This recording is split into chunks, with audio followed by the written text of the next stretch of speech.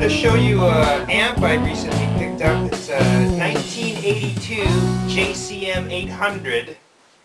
This is a really good model. It's the one with the vertical inputs, and it's just real meat and potatoes. There's no effects loop.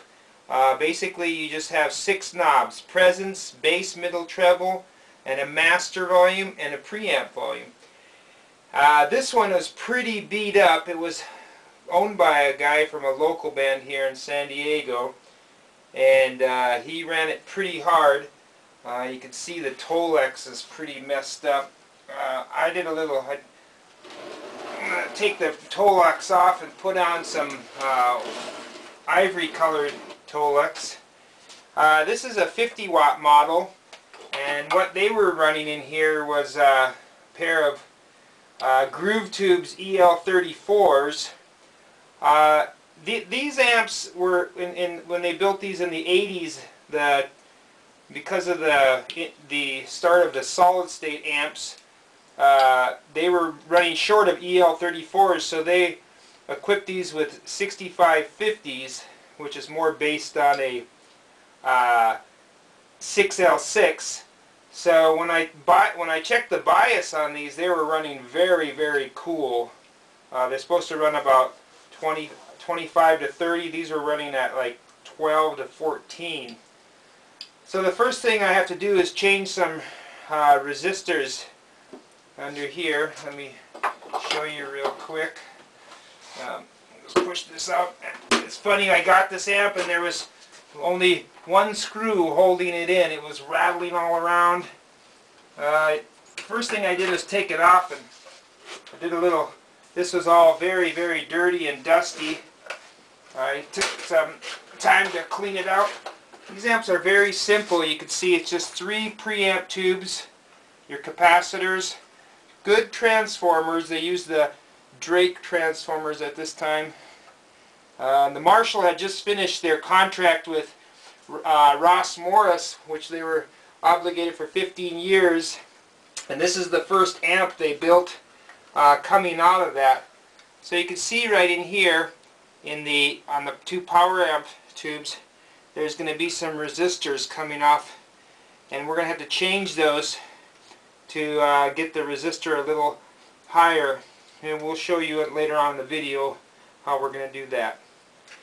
This amp is very straightforward, just real simple, but it really does pack a real powerful punch. And okay, so here's the back of the amp, just to show you a little bit about how we change the bias from 6550s to EL34s to get the correct bias.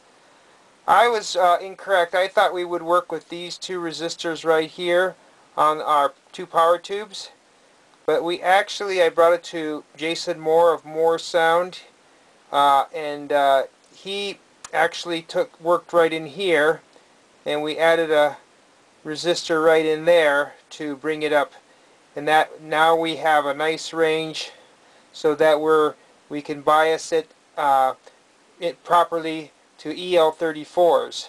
So just to show you real quick here, the one small mod we did to this amp. Alright, now that we got the bias situation all taken care of, it's time to go to work on the amp. As you can see, we're going to have to order some new knobs. One of the knobs is messed up, and the other ones are pretty scratched up, and so we'll get some new knobs.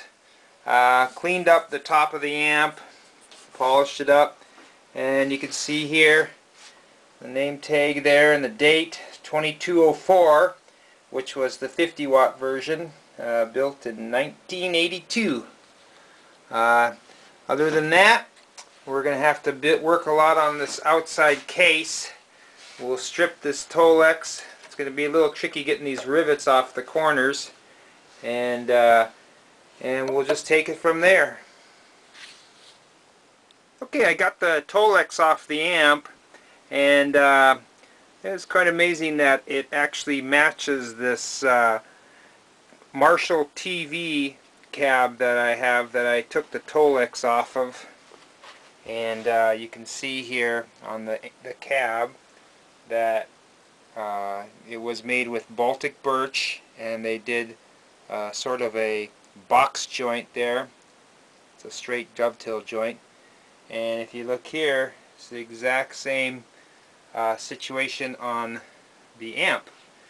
I'm tempted with this cab. I just rubbed it down with tung oil, and just because I like the sound of an open wood cab as opposed to a Tolex cab, but and I'm tempted to do that with this, but due to the fact that it has this bad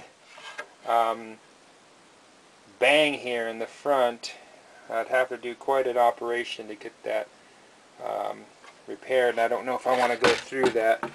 So I might just go ahead and Tolex this anyways, and I will just use some Bondo to repair that. Okay, I've got the bias tester on this amp now, and I've let it run for about 5 minutes to let the tubes warm up. And EL34s, they should run between 35 and 40. So you can see here, I got my one tube at about 36. I'll switch it over. And the other tube's at about 35.9, 35.8, 35.9. So this is a very nice matched set here. I like running my tubes a little on the cool side to give a little more headroom. Some people like to run them hot to distort more. It's all a matter of preference. And see, you got 36 here. As the tubes warm up, 36.2, 36.1. This is in the idle mode, of course, so 35.9, 35. So they're going to jump around a bit, but you can see that these tubes are matched really well, and I have it biased at about 35. Okay, I'm pretty much done with my amp project now. After getting the resistor in, biasing the amp, cleaning up the faceplate, had to replace one knob, new handle, new Marshall corners, re-Tolexed. I think this amp is ready to roll.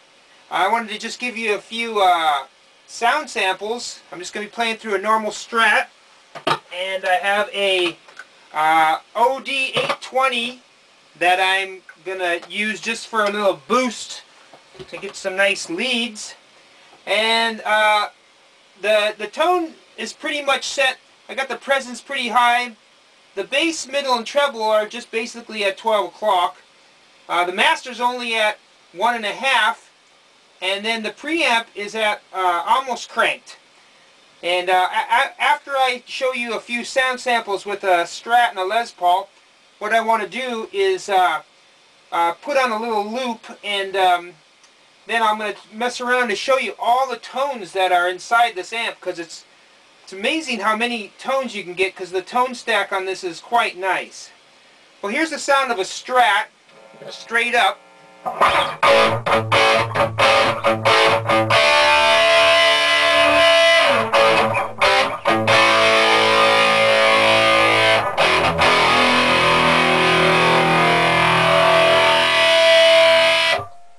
I'm going to kick in that overdrive.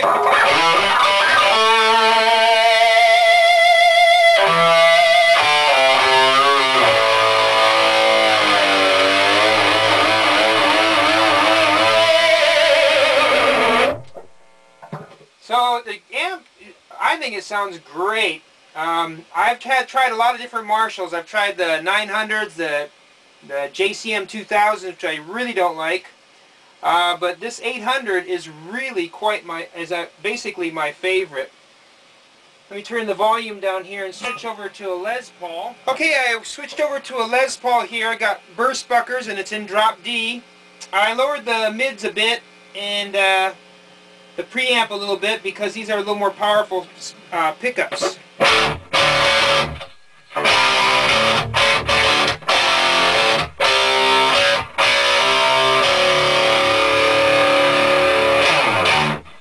So the different tones we can get. Let's go ahead and hook up a little loop to this, and we'll mess around with the tone stack and see the different sounds we can get out of this amp. Okay, I made a little loop, and what I'm going to do is mess around with the different tones here and show you a lot of the different tones that are inside this Marshall JCM 800. So here we go.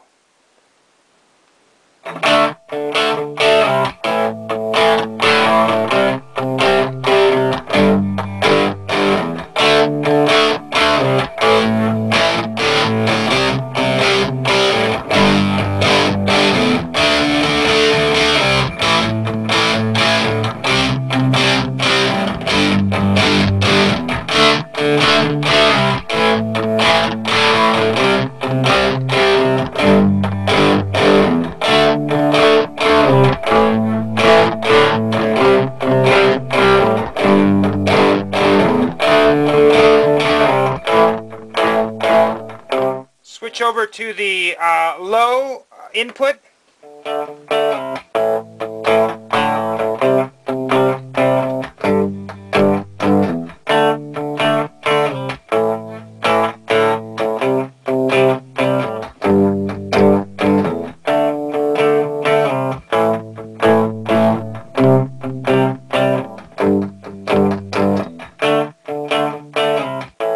As you can see, there's a multitude of different tones that you can get out of this amp.